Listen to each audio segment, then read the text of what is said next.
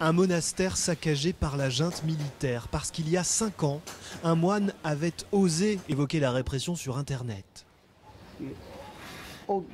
Plus de 300 livres ont été emportés.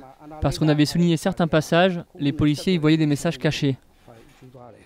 Pourtant, loin d'être des activistes, ces moines ont été condamnés à 20 ans de prison avant d'être libérés contre toute attente en janvier dernier, la fin de 4 ans d'humiliation.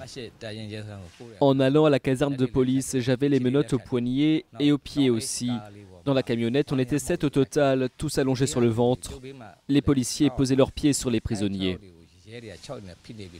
La Birmanie montre désormais un nouveau visage, mais ces moines ont peur qu'il ne s'agisse que de maquillage.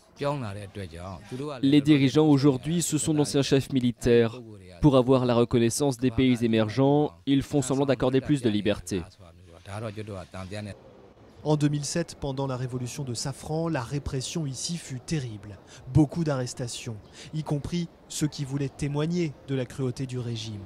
Comme cette journaliste, condamnée à 27 ans de prison, avant elle aussi d'être libérée voilà 2 mois. On avait parfois la télé en prison, je voyais souvent les images du Parlement. En regardant ça, je rêvais qu'Aung San Suu Kyi soit élu un jour et rentre dans ce Parlement. D'après les diplomates en poste ici à Rangoon, il resterait entre 260 et 600 détenus politiques, toujours retenus dans les prisons de Birmanie.